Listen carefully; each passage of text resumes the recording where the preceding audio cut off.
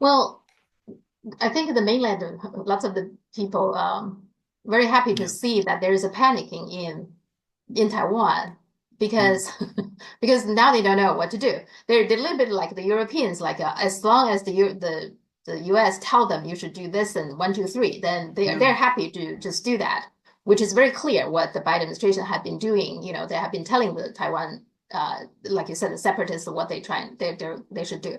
And with Trump, I think they're less clear for them because Trump would like to stay away from, tell them to do Mm. this and that.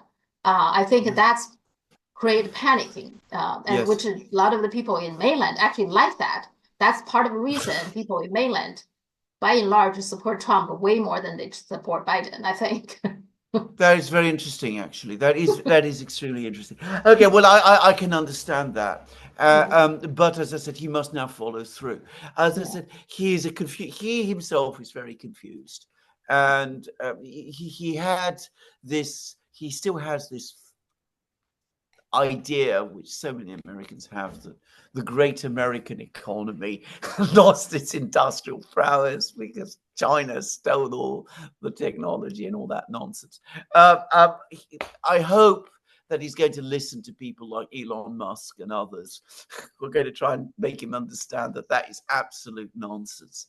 And that the best way for the United States is to move together with China, to forge that win-win thing, rather than lose on every side Yeah. policy, which was because what happened in his previous administration is that he started with that.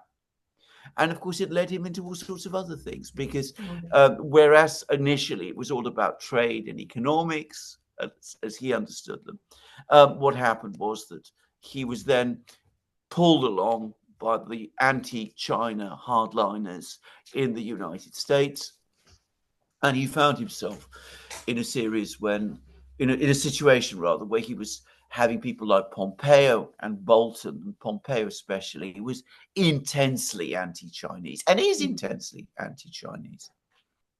Well, I mean, even the people who support Trump, most people don't have illusions that things will go easy. No, But it just no, like it, no, they kind of like, including me, kind of understand where he come from, right? And he's more yeah, upfront about it.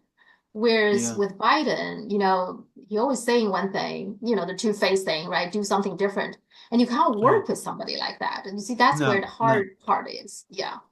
And if, Absolutely, this is exactly correct.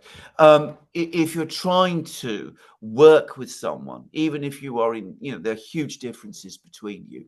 If the other person is constantly lying to you, then that makes any kind of progress impossible. There's a very, very famous manual about diplomacy written by a former diplomat who served Louis XIV of France in the early 18th century.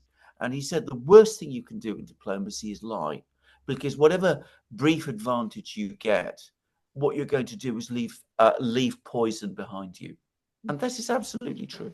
a few follow-up from our previous discussion. So Mm, Mearsheimer, we talked about he was in China, and mm, you were saying yeah. that he probably more find himself more at home in China than, and he actually coming back, he had another interview with one of I think the guy is British, I forgot his name, but he had an interview with Mm, someone.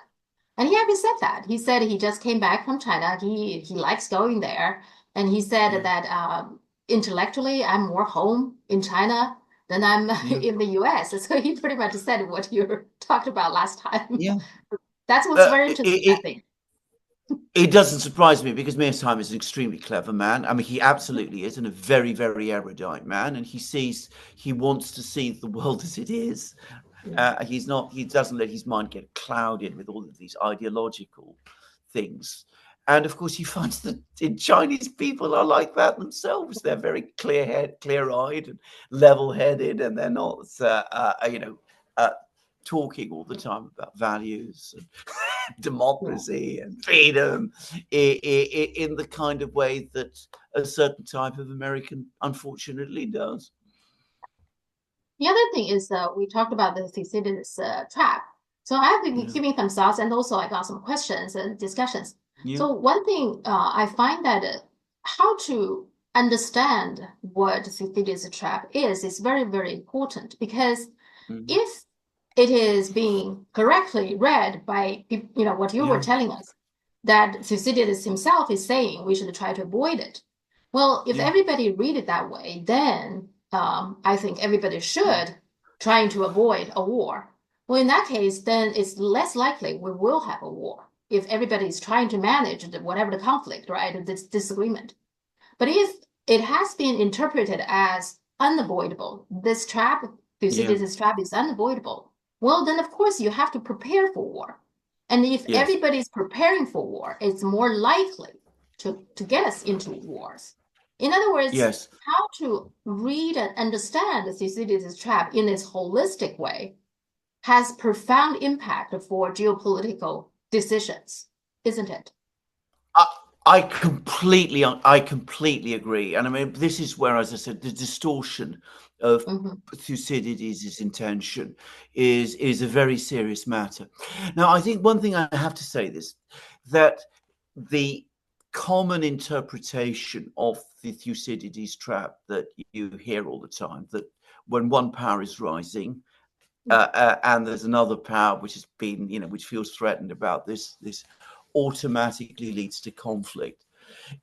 It is a product again of European history. I've discussed how very different European history is from Chinese, and the fact that we have had many states that are in constant fighting, constant war with each other, and that the reality of European history, but 1,000 years ever since the fall of Rome, has been of almost constant war and constant struggle. What has happened in Europe is that you've had something very like that, like the concept of the Thucydides trap that people have. So in the 17th century, the most powerful country was Spain, and then France was rising, and that led to a war between Spain and France. France won. Then in the 18th century, the great power was France. Britain was rising. There were lots of wars between Britain and France. The whole history of the 18th century is of repeated wars between Britain and France. The British ultimately prevailed. In the 19th century, it was the British who then become the most powerful. Then in the 20th century, Britain is the major power. Germany appears to be the rising power. So the result is a series of wars between Germany and Britain. And people look at this and they say, well, this has been the trend. And surely there is a scientific explanation for it. Wow. And then they go back and they read Thucydides and they find that one sentence that I said, that these are the reasons that were given for the war, but the underlying reason was the rise of Athenian power and the fear this caused in Sparta. And they say, well, he discovered it. Here's the scientific Evidence. explanation that if one power is big and another power is rising, that automatically leads to conflict. So much about international relations and international relations science is based on an assumption that modern European history has a universal application, that what has happened in Europe over the last 600 years is true throughout history, always and everywhere. And it isn't so. I mean, it simply isn't so. It is an anti historical point of view. There were objective reasons why within Europe there were all these different conflicts between powers. Uh, they don't apply to anything like the same degree in other places. They certainly haven't applied to the relations that China has had with other countries. China, just to repeat again a point which I've made before, has never sought to prevent other countries rising or to extend its dominion over other places in the way that European states have done.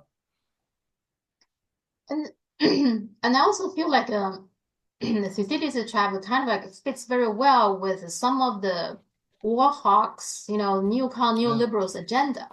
Yeah. because they do have an agenda to constantly get the United States into wars, but they know majority of the American public do not support those ideas, just Yes. keep on going to war. So they have Yes. to using, I don't know, think tanks and the media, of course, analysts and all these means that they have to theorize, giving their own, Yes. hidden agenda some legitimacy. I think that's also part of it, isn't it? Absolutely. And of course, if you follow what passes for international relations science in the United States, of which, by the way, Mearsheimer is an exception. I mean, he's a Mhm. genuine, very rigorous scholar. But if you follow a lot of it, you find this is exactly right. What they tend to do is that they package the policy they want to follow in all kinds of elaborate scientific or pseudo-scientific theories, which inevitably lead to the conclusion that they want us all to follow. And I mean, there are scores of books that you can find like this.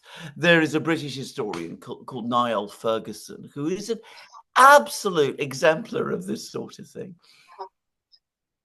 Yeah, and it's kind of convenient for them. They would say, you Mm. see, Yeah, thousands of years yeah, ago, there's already theory yeah, about this, that it's yeah, not avoidable. So now it have to, we are in that yeah. situation now. So it gives Exactly. them lots of Exactly. cover. Yeah.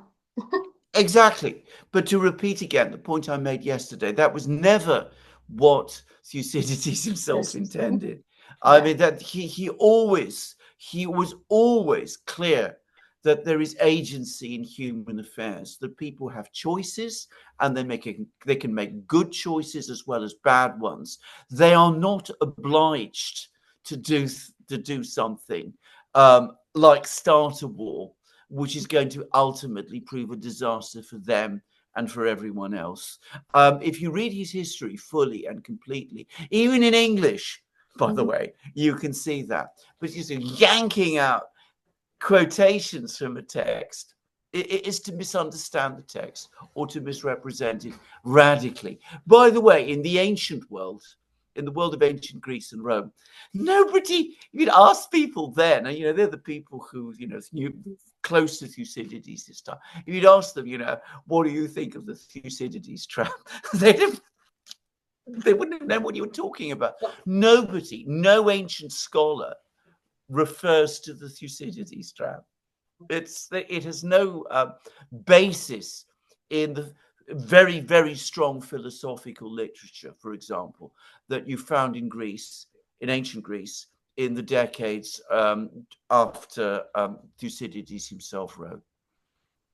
Yeah. I mean, if they're serious, they should study how to avoid that trap, right? That's what they should be Absolutely. focusing on. Yeah. But instead, they're Yes. telling you it's not avoidable. It's a foregone Yeah. conclusion. It's not avoidable. Yeah. Exactly. Exactly. That is exactly right. Yeah.